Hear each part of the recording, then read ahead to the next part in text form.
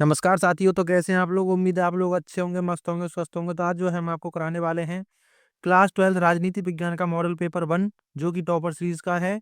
और ये UP board and Bihar board के लिए काफी ज्यादा महत्वपूर्ण है। तो आइए बिना देरी के वीडियो को स्टार्ट करते हैं। तो हमारा सबसे पहला प्रश्न है कि निम्नलिखित में कौन सा सोवियत संघ के विघटन का परिणाम नहीं है? संयुक्त राज्य अमेरिका एवं सोवियत संघ के बीच विचारधारात्मक लड़ाई, या स्वतंत्र राष्ट्रों के राष्ट्रकुल का जन्म, या फिर विश्व व्यवस्था में शक्ति संतुलन में बदलाव, या मध्य पूर्व में संकट। तो इसमें हमारा राइट आंसर है ऑप्शन सी, विश्व व्यवस्था में शक्ति संतुलन में बदलाव। ये जो है इसका सोवियत संघ के विघटन का परिणाम नहीं है। अब हमारा अगला प्रश्न आता है कि निम्नलिखित में से संयुक्त राष्ट्र संघ की कौन सी एजेंसी परमाणु प्रौद्योगिकी के शांतिपूर्ण उपयोग और उसकी सुरक्षा से संबंधित है? तो संयुक्त राष्ट्र संघ निशस्त्रीकरण समिति, अंतर्राष्ट्रीय आणविक ऊर्जा एजेंसी, या संयुक्त राष्ट्र संघ अंतर्राष्ट्रीय सुरक्षा समिति, या फिर इनमें से कोई नहीं। तो इसमें हमारा राइट आंसर है ऑप्शन बी, अंतर्राष्ट्रीय आणविक ऊर्जा एजेंसी। अब हमारा अगला प्रश्न है कि निम्नलिखित में से कौन सा एक सुरक्षा परिषद का स्थायी सदस्य नहीं है? संयुक्त राज्य अमेरिका, भारत, रूस, या चीन। तो इसमें हमारा राइट आंसर है ऑप्शन बी, भारत। भारत जो है संयुक्त राष्ट्र संघ की सुरक्षा परिषद में स्थायी सदस्य नहीं है। अब हमारा अगला प्रश्न है कि परमाणु अप्रसार संधि यानी कि एनटीपी पर कब हस्ताक्षर हुआ था? 1963 में, 1965 में, 1967 में, या 1968 में। तो इसमें हमारा राइट आंसर है ऑप्शन डी, 1968 में जो है परमाणु अप्रसार संधि पर हस्ताक्षर हुए थे। अब हमारा अगला प्रश्न आता है कि निम्नलिखित में गैसों में से किसे वैश्विक ताप वृद्धि का कारण समझा जाता है? मीथेन को, कार्बन डाइऑक्साइड को, हाइड्रोफ्लोरोकार्बन को, या इनमें से सभी। तो इसमें हमारा राइट आंसर है ऑप्शन डी, इनमें से सभी को जो है वैश्विक ताप वृद्धि यानी ग्लोबल वार्मिंग का कारण माना जाता है। अब हमारा अगला प्रश्न है कि वैश्वीकरण के बारे में कौन सा कथन सही है? वैश्वीकरण का संबंध सिर्फ वस्तु की आवाजाही से है, या फिर वैश्वीकरण में मूल्य का संघर्ष नहीं होता है, या वैश्वीकरण के अंग के रूप में सेवाओं का महत्व गौण है, या फिर वैश्वीकरण का संबंध विश्वव्यापी पारस्परिक जुड़ाव से है। तो इसमें हमारा राइट आंसर है ऑप्शन डी, वैश्वीकरण का संबंध विश्वव्यापी पारस्परिक जुड़ाव से है। तो इसमें हमारा राइट ऑप्शन डी है। अब हमारा अगला प्रश्न है कि राज्य पुनर्गठन अधिनियम कब पारित हुआ था? 1953 में, 1955 में, 1956 में, या 1957 में। तो इसमें हमारा राइट आंसर है ऑप्शन डी, 1956 में हुआ था राज्य पुनर्गठन अधिनियम पारित। अब हमारा अगला प्रश्न है कि 1965 में भारत पाक युद्ध के समय निम्नलिखित में कौन सा भारत के प्रधानमंत्री थे? यानी कि कौन भारत के प्रधानमंत्री थे जब 1965 का भारत पाक युद्ध हुआ था? तो उस समय जो है लाल बहादुर शास्त्री, मोरारजी देसाई, या फिर जवाहरलाल नेहरू, या फिर गुलजारी लाल नंदा। तो इसमें हमारा राइट आंसर है ऑप्शन ए, लाल बहादुर शास्त्री 1965 में भारत पाक युद्ध के समय भारत के प्रधानमंत्री थे। जवाहरलाल नेहरू की मृत्यु जो है 1964 में हो गई थी। मोरारजी देसाई जो है 1977 में जो है भारत के प्रधानमंत्री बने थे। अब हमारा अगला प्रश्न है कि 1975 में आपातकाल की घोषणा संविधान के किस अनुच्छेद के अंतर्गत की गई? अनुच्छेद 370, अनुच्छेद 360, या अनुच्छेद 356, या अनुच्छेद 352। तो इसमें हमारा राइट आंसर है ऑप्शन डी, अनुच्छेद 352 के तहत। अब हमारा अगला प्रश्न है कि जब मंडल आयोग की रिपोर्ट लागू की गई थी उस समय भारत के प्रधानमंत्री थे? तो इंदिरा गांधी, राजीव गांधी, या चंद्रशेखर, या फिर विश्वनाथ प्रताप सिंह। तो इसमें हमारा राइट आंसर है ऑप्शन डी, विश्वनाथ प्रताप सिंह जो है उस समय भारत के प्रधानमंत्री थे, जिन्हें हम वीपी सिंह के नाम से भी जानते हैं। अब हमारा अगला प्रश्न आता है कि सुरक्षा से आप क्या समझते हैं? तो सुरक्षा का मतलब है कि किसी खतरे या जोखिम से मुक्त होना या उससे बच जाना। तो सुरक्षा का इस्तेमाल यानी सुरक्षा शब्द का जो इस्तेमाल है वो किसी व्यक्ति, स्थान, वस्तु, निर्माण, निवास, देश, संगठन, या किसी ऐसी चीज के लिए किया जाता है जिसे नुकसान पहुंचाया जा सकता हो। यानी कि आप भी जानते हैं आजकल देशों पर हमले होते हैं, तो अगर हमला होता है तो उसमें नुकसान होता है। यानी कि ये भी जो है एक सुरक्षा के लिए इस्तेमाल किया गया एक शब्द है। व्यक्ति को भी नुकसान नुकसान पहुँचाया जाता है, स्थान को भी, वस्तु को भी। आप किसी चीज़ का निर्माण कर रहे हैं, निवास यानी कि आपके घर के आस-पास घर को भी और आपके देश को भी जो है या किसी संगठन को भी जो है नुकसान पहुँचाया जा सकता है। इसीलिए कहते हैं कि सुरक्षा का मतलब होता है किसी खतरे या जोखिम से मुक्त होना। अब हमारा अगला प्रश्न आता है कि पर्यावरण प्रदूषण के किन्हीं 2 कारणों का उल्लेख कीजिए। तो वाहनों से निकलने वाला धुआं, ये भी एक पर्यावरण प्रदूषण का कारण है। यानी कि वाहनों से निकलने वाला धुआं हवा को प्रदूषित करता है। दूसरा आता है कृषि के लिए इस्तेमाल होने वाले कीटनाशक और उर्वरक, ये भी जो है पर्यावरण प्रदूषण के कारक हैं। तो कृषि के इस्तेमाल में होने वाले कीटनाशक और उर्वरक भूमि को प्रदूषित करते हैं। तो ये जो है पर्यावरण के 2 प्रमुख कारण हैं। अब हमारा अगला प्रश्न आता है कि सतत विकास से आप क्या समझते हैं? तो सतत विकास का मतलब है मौजूदा ज़रूरतों को पूरा करना और साथ ही भविष्य की पीढ़ियों की ज़रूरतों को पूरा करने की क्षमता को सुरक्षित रखना। सतत विकास के 3 स्तंभ आर्थिक, पर्यावरण और सामाजिक आदि हैं। यानी कि सतत विकास का मतलब है कि मौजूदा ज़रूरतों को पूरा करना और साथ ही भविष्य की पीढ़ियों की ज़रूरतों को भी पूरा करना ही सतत विकास कहलाता है। और सतत विकास के 3 स्तंभ हैं। एक होता है आर्थिक स्तंभ, पर्यावरणीय स्तंभ और सामाजिक स्तंभ। अब हमारा अगला प्रश्न आता है कि सामाजिक सुरक्षा कवच से आप क्या समझते हैं? तो सामाजिक सुरक्षा कवच से मतलब है सामाजिक सहायता और सामाजिक बीमा से जुड़े कार्यक्रम। इन कार्यक्रमों को इस तरह से बनाया जाता है कि इनमें नागरिकों की बुनियादी ज़रूरतें पूरी हो सकें। यानी कि सामाजिक सुरक्षा कवच क्या होता है कि सामाजिक सुरक्षा कवच होता है किसी सामाजिक बीमा से जुड़े कार्यक्रम और इसमें जो है नागरिकों की बुनियादी ज़रूरतों को पूरा करने के लिए किया जाता है। अब हमारा अगला प्रश्न है कि लिटमस टू ग्रोथ पुस्तक कब और किसने प्रकाशित की? तो लिटमस टू ग्रोथ नामक जो पुस्तक है साल 1972 में प्रकाशित हुई थी। इस किताब को क्लब ऑफ रोम ने कमीशन यानी कि प्रकाशन किया था। अगला आता है कि महात्मा गांधी की हत्या कब और किसने की? तो महात्मा गांधी की हत्या 30 जनवरी 1948 को नाथूराम गोडसे के द्वारा की गई थी। तो ये क्वेश्चन जो है आपके साल 2019, 20, 22, 23 और 24 में लगातार पूछा गया है किसी न किसी सेट में।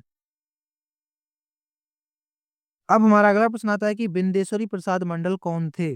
तो बिंदेश्वरी प्रसाद मंडल का जन्म जो है 1918 में हुआ और 1982 में इनकी मृत्यु हुई।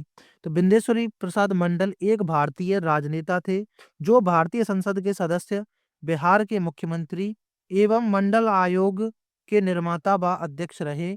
बीपी मंडल का 25 जून यानी कि सॉरी 25 अगस्त 1918 को बनारस में जन्म हुआ था और इनकी मृत्यु जो है 1982 में हुई थी। अब हमारा अगला प्रश्न आता है कि 1977 का चुनाव विपक्ष ने किस नारे पर लड़ा था? तो 1977 के चुनाव में विपक्ष ने इंदिरा हटाओ और देश बचाओ का नारा दिया था और इसी नारे पर जो है उन्होंने विपक्ष यानी कि चुनाव ने यानी विपक्ष ने जो है चुनाव लड़ा था। अब आता है कि प्रधानमंत्री इंदिरा गांधी की हत्या कब और कब हुई? तो 31 अक्टूबर 1984 को भारत की प्रधानमंत्री इंदिरा गांधी की उनके सिख अंगरक्षकों ने ही हत्या कर दी थी।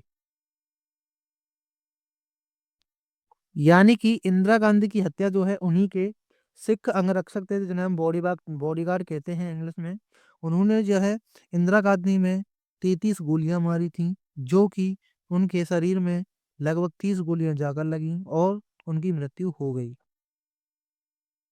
अब हमारा अगला प्रश्न आता है कि शॉक थेरेपी क्या है? संक्षेप में समझाइए। तो शॉक थेरेपी का अर्थ है चोट पहुंचाकर उपचार करना, यानी किसी को भी चोट पहुंचाना और फिर उसका इलाज कर देना ही शॉक थेरेपी कहलाता है। इसमें आता है कम्युनिस्ट पार्टी के शासन के खत्म होने के बाद रूस में कुछ ऐसा हुआ जिस तरह की आर्थिक और राजनीतिक व्यवस्था वहां मौजूद थी उसके स्थान पर एक नई तरह की व्यवस्था कायम करने की कोशिश की गई थी। अभी तक रूस की कृषि भूमि और उद्योग धंधों पर सरकार का नियंत्रण था, जिसे समाजवादी व्यवस्था कहा जाता था, परंतु अब इन्हें निजीकरण में लाया जा रहा था, जिसे पूंजीवादी व्यवस्था समझा जाता है। इसी प्रकार अभी तक रूस में कम्युनिस्ट पार्टी की तानाशाही विद्यमान थी, यानी कि वहां पर जो है समाजवाद को खत्म करके पूंजीवाद को अपनाया जा रहा था। इसीलिए कहा गया कि किसी को चोट पहुँचाकर उपचार करना ही शॉक थेरेपी कहलाता है। और अब वहाँ पर लोकतांत्रिक संस्थाएँ कायम करनी थी। इस प्रकार एक तरह से रूसी समाज और इसकी अर्थव्यवस्था की काया-पलट की जानी थी, जो भारी उथल-पुथल का कारण बनी, इसलिए इसे शॉक थेरेपी कहा जाता है। अब हमारा अगला प्रश्न आता है कि विश्व व्यापार संगठन पर एक संक्षिप्त टिप्पणी लिखिए। तो विश्व व्यापार संगठन व्यापार के वैश्विक नियमों से संबंधित है। इसका मुख्य कार्य यह सुनिश्चित करना है कि इसके सदस्यों के बीच व्यापार यथासंभव सुचारू, पूर्वानुमानित और स्वतंत्र रूप से प्रवाहित हो। न्यूजीलैंड 1995 में डब्ल्यूटीओ में शामिल हुआ था और जब इसे 1947 में गठित टैरिफ और व्यापार संगठन पर सामान्य समझौते की जगह ली गई थी। यानी कि विश्व व्यापार संगठन की स्थापना जो है 1995 में हुई थी जेनेवा में। इसका मुख्यालय स्थित है। अब हमारा अगला प्रश्न है कि सुरक्षा परिषद में भारत की स्थायी सदस्यता के पक्ष में दिए जाने वाले प्रमुख तर्कों का उल्लेख कीजिए। तो विश्व की संपूर्ण जनसंख्या का 17% भाग भारत में ही निवास करता है।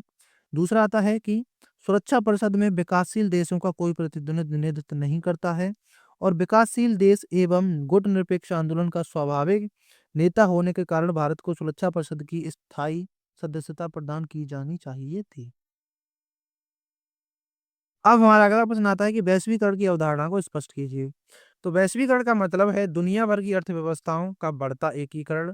वैश्वीकरण की अवधारणा को इस तरह से समझा जा सकता है जैसे वैश्वीकरण में सीमाओं के पार माल, सेवाएं, पूंजी, श्रम और ज्ञान का आदान प्रदान होता है। वैश्वीकरण से दुनिया के देश एक दूसरे पर ज्यादा निर्भर हो जाते हैं। वैश्वीकरण से दुनिया भर जो है विभिन्न क्षेत्रों और आबादी के बीच बातचीत बढ़ती है। यानी कि वैश्वीकरण एक ऐसी अवधारणा है जिसके कारण जो है पूरे विश्व के देशों का जो है एक साथ में यानी अर्थव्यवस्थाओं का बढ़ता एकीकरण है। और इसमें जो है वैश्वीकरण में जो है सीमाओं के पार का मतलब है यानी कि एक दूसरे देशों से आयात और निर्यात करना, सेवाएं, पूंजी, श्रम और ज्ञान का आदान प्रदान होना, संस्कृति का आदान प्रदान होना, ये सभी जो है वैश्वीकरण के कुछ अवधारणाएं हैं। और वैश्वीकरण के कई सांस्कृतिक, राजनीतिक और पर्यावरणीय आयाम होते हैं। वैश्वीकरण से दुनिया भर में उपभोक्ताओं को ज्यादा विकल्प मिलते हैं।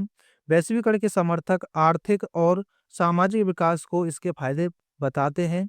वैश्वीकरण के विरोधियों का कहना है कि इससे जातीयतावाद, पर्यावरणीय नुकसान और अन्य समस्याएं बढ़ती हैं। तो आप भी जानते हैं कि वैश्वीकरण के कारण जो है हमें भी काफी ज्यादा फायदा हुआ है, क्योंकि आप भी जानते हैं कि आजकल इंडिया में ज्यादातर लोगों के पास चाइनीज फोन है, जैसे कि वीवो रहा, रियलमी रहा, रेडमी रहा। यानी कि सस्ते फ़ोन जो है हमें मिल जाते हैं, वो भी अच्छी क्वालिटी में। और आप भी जानते हैं कि आईफ़ोन कितना महँगा होता है, जिसकी स्टार्टिंग ही कम से कम 36 से 40,000 रुपए में होती है। तो हमें जो है वैश्वीकरण से काफ़ी ज़्यादा फ़ायदा हुआ है और भारत का आयात और निर्यात भी बढ़ा है। अब हमारा अगला प्रश्न आता है कि द्वितीय पंचवर्षीय योजना में किन बातों पर अधिक जोर दिया गया? यह प्रथम पंचवर्षीय योजना से किस प्रकार भिन्न थी? तो भारत की दूसरी पंचवर्षीय योजना में इन बातों पर ज्यादा ध्यान दिया गया था, जिनमें बुनियादी और पूंजीगत उद्योगों के प्रतिस्थापन पर जोर दिया गया।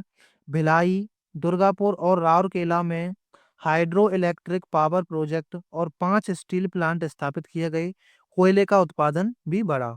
यानी कि जो द्वितीय पंचवर्षीय योजना थी, इसमें जो है राउरकेला में, दुर्गापुर में और भिलाई इस्पात जो है हाइड्रो इलेक्ट्रिक पावर प्रोजेक्ट बने, 5 स्टील प्लांट भी बनाए गए और इसके कारण जो है कोयले में भी उत्पादन बढ़ा था। और 5 भारतीय प्रौद्योगिकी संस्थान जिनमें आईआईटी शुरू किए गए और विश्वविद्यालय अनुदान उपयोग जिनमें यूजीसी यानी कि की स्थापना की गई और कई सिंचाई परियोजनाएं शुरू की गईं, जिनमें बांकड़ा, हीराकुंड और दामोदर घाटी बांध शामिल हैं। बच्चों के स्वास्थ्य पर ध्यान दिया गया और शिशु मृत्यु दर को कम किया गया। तो यानी कि ये जो है द्वितीय पंचवर्षीय योजना में काफी ज्यादा महत्वपूर्ण चीजें की गई। आईआईटी की स्थापना की गई, यूजीसी की यानी कि विश्वविद्यालय अनुदान आयोग भी बनाए गए, भाखड़ा नांगल डैम और आपका हीराकुंड डैम और दामोदर घाटी बांध, डैम यानी कि बांध। ये भी जो है इसमें बनाए गए और बच्चों के स्वास्थ्य पर भी ध्यान दिया गया, जिसमें शिशु मृत्यु दर को कम किया गया। और अब आता है भारत की दूसरी पंचवर्षीय योजना पहली पंचवर्षीय योजना से इस तरह से भिन्न थी, जिसमें पहली पंचवर्षीय योजना में कृषि उत्पादन को बढ़ावा दिया गया, जबकि दूसरी पंचवर्षीय योजना में जो है उद्योग पर ज़्यादा ध्यान दिया गया। जबकि दूसरी पंचवर्षीय योजना में भारी उद्योगों पर ज़्यादा ध्यान दिया गया। पहली पंचवर्षीय योजना में सार्वजनिक क्षेत्र के साथ-साथ निजी क्षेत्र के विकास पर भी ध्यान दिया गया था और जबकि दूसरी पंचवर्षीय योजना में भारी उद्योगों पर ज़्यादा ध्यान दिया गया। दूसरी पंचवर्षीय योजना के दौरान 5 इस्पात संयंत्र शुरू किए गए थे। भारत की पहली पंचवर्षीय योजना अप्रैल 1961 से मार्च 1956 तक चली थी, जबकि दूसरी पंचवर्षीय योजना अप्रैल 1956 से मार्च 1961 तक चली थी। भारत ने स्वतंत्रता के तुरंत बाद पहली पंचवर्षीय योजना शुरू की थी। तो यानी कि आप भी जानते हैं कि प्रथम पंचवर्षीय योजना में जो है सबसे ज़्यादा ध्यान जो है दिया गया था कृषि पर, जबकि द्वितीय पंचवर्षीय योजना में सबसे ज़्यादा ध्यान दिया गया था उद्योगों पर। और प्रथम पंचवर्षीय योजना जो है 1951 से 1956 तक चली और दूसरी पंचवर्षीय योजना जो है 1956 से लेकर 1961 तक चली थी। अब हमारा अगला प्रश्न आता है कि अन्य पिछड़ा वर्ग का राजनीतिक उदय पर एक संक्षिप्त टिप्पणी लिखिए।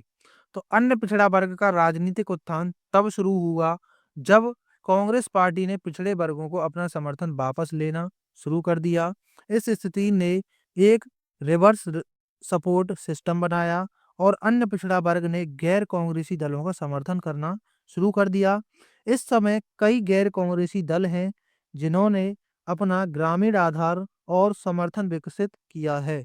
तो यानी कि जो अन्य पिछड़ा वर्ग यानी कि ओबीसी जाति के लोग हैं, उन्होंने जो है राजनीतिक अपना उत्थान हुआ तब शुरू हुआ जब कांग्रेस ने जो है अन्य पिछड़े वर्गों को जो है अपना समर्थन देना जो है बंद कर दिया था और इस रिपोर्ट को जो है यानी कि रिवर्स सिस्टम बनाया गया और पिछड़ा यानी कि अन्य पिछड़ा वर्ग ने जो है गैर कांग्रेसी दलों का समर्थन करना शुरू कर दिया था। और इस समय कई गैर कांग्रेसी दल हैं जिन्होंने अपना ग्रामीण आधार और समर्थन विकसित किया हुआ है। और भारत की आधी आबादी ओबीसी से संबंधित है जब तक उन्होंने उच्च वर्ग के वर्चस्व के खिलाफ विद्रोह नहीं किया तब तक उन्हें भारतीय समाज में पूरी तरह से उपेक्षित रखा गया। और बिहार क्षेत्र में ओबीसी जाति के लोग भूमि सुधार और किसान आंदोलन से जुड़े थे। इन आंदोलनों ने उनके सामाजिक स्वरूप के साथ साथ उनके राजनीतिक दृष्टिकोण और स्थिति को भी दिया था। यानी कि भारत की आधी आबादी जो है लगभग ओबीसी से आती है और जब तक उन्होंने उच्च वर्ग के वर्चस्व के खिलाफ विद्रोह नहीं किया तब तक उन्हें भारतीय समाज में पूरी तरह से जो है नीचे दबाया गया। आगे आता है बिहार क्षेत्र में ओबीसी जाति के लोग भूमि सुधार और किसान आंदोलन से जुड़े हैं और इन आंदोलनों ने उनके सामाजिक स्वरूप के साथ साथ उनके राजनीतिक दृष्टिकोण को और स्थिति को भी बदल दिया था। और मध्य प्रदेश में राष्ट्रीय दलों ने ओबीसी को विभिन्न राजनीतिक और सामाजिक आंदोलनों में शामिल होने के लिए आमंत्रित किया गया था। तो अब जो है ये हमारी वीडियो यहीं पर समाप्त होती है। अगर आपको वीडियो पसंद आई है तो प्लीज़ वीडियो को लाइक कर देना। आप इस चैनल पर नए हो तो चैनल को सब्सक्राइब कर देना। मिलते हैं नेक्स्ट वीडियो में, तब तक के लिए जय हिंद, वंदे मातरम।